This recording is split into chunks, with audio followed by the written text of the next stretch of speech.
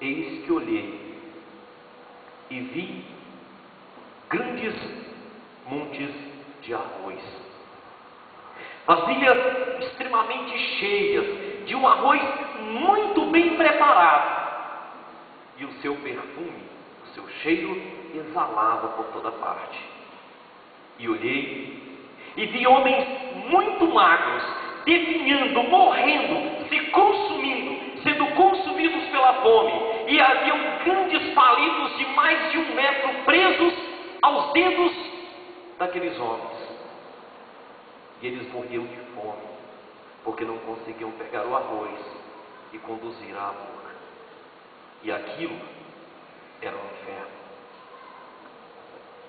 Mas eis que olhei também e vi grandes vasilhas de arroz, também muito bem cozido, bem preparado, cheiroso, o seu cheiro exalava por toda parte. E vi homens gordos, fortes, saudáveis, de boa aparência, e haviam também grandes palitos de em torno de 1 metro presos aos seus dedos. E eles não passavam fome, porque cada um pegava com os seus palitos e colocava o arroz na boca do outro. E assim ninguém passava fome. E aquilo era o céu. Certamente o ensino cristão não nos não nos permitirá pensar no céu em matéria de comunhão ou em matéria de palitos e arroz. Mas há uma grande lição aqui, de que a distância entre o céu e o inferno pode ser medida na distância da comunhão na qual nós estamos. Se vivemos em comunhão, vivemos como cristãos e caminhamos rumo ao reino de Cristo Jesus. Quando Paulo escrevia estas palavras que nós terminamos há pouco de ler, a igreja em Colossos vivia um momento complicado, conturbado. A igreja crescia, e Paulo, logo no princípio da carta, na introdução, ele dá claras demonstrações de que aquela igreja crescia de uma maneira abundante. Ele diz: vocês crescem, o evangelho se espalha pelo mundo inteiro, e o evangelho cresce no meio de vós. Muitas pessoas estavam sendo convertidas, haviam muitos sendo agregados àquela igreja, mas a igreja vivia uma situação muito complexa, muito difícil. Não havia nela unidade, não havia nela comunhão.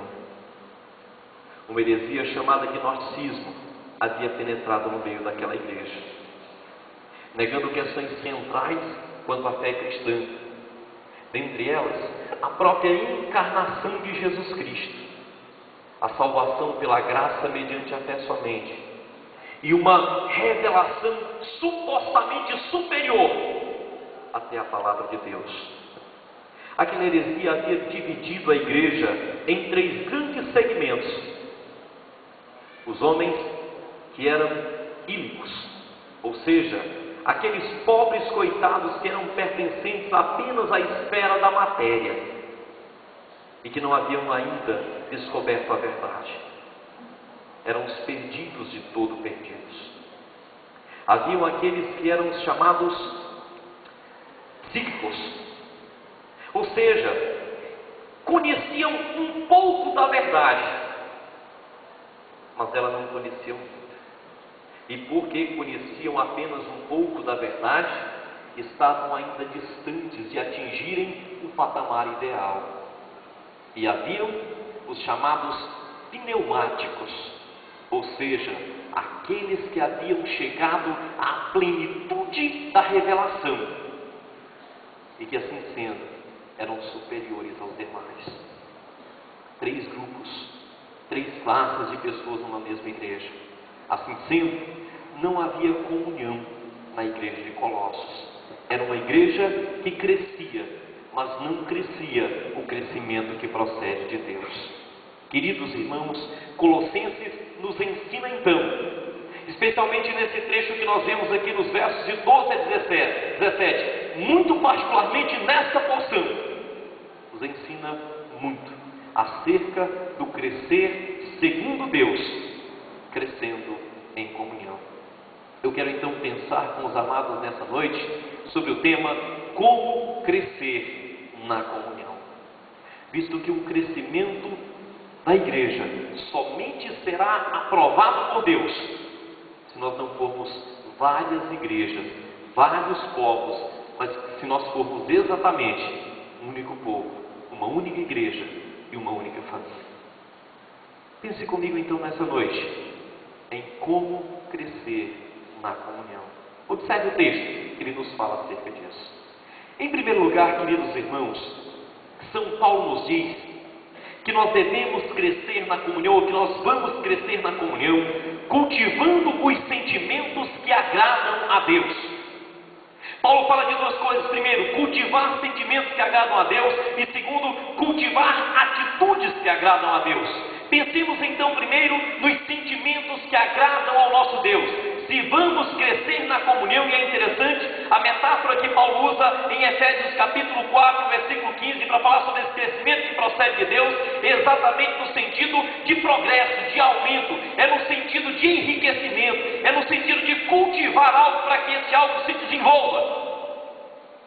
E nós então precisamos pensar que Paulo aqui está nos dizendo que a primeira coisa a ser cultivada são sentimentos que agradam ao Senhor.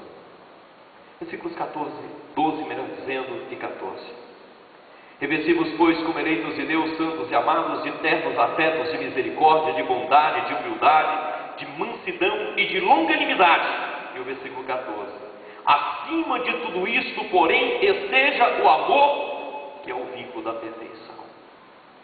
Ao descrever, meus amados irmãos, a maneira pela qual os cristãos podem crescer em comunhão, Paulo destaca primeiramente o conjunto de sentimentos que fazem com que a comunhão seja uma realidade na vida cristã.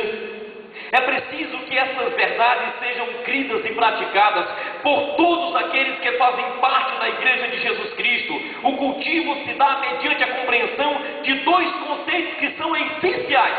Primeiro, é preciso compreender a natureza do próprio cristão.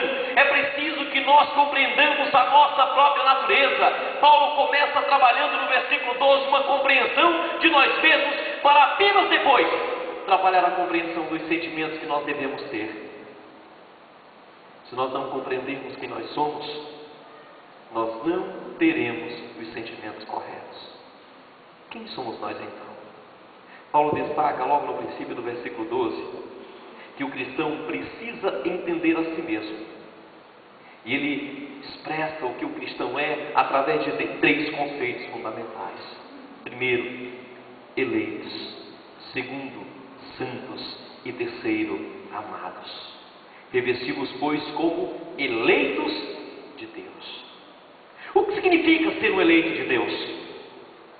Teologicamente falando, soteriologicamente falando, significa a grande ação de Deus antes da fundação do mundo, quando nem eu, nem você, nenhum de nós havíamos feito coisa alguma porque sequer existíamos, e Deus, olhando do trono da sua graça, por seu grande amor, por sua muita misericórdia e na sua soberania indiscutível, absoluta e infinita, nos destinou a sermos sua propriedade.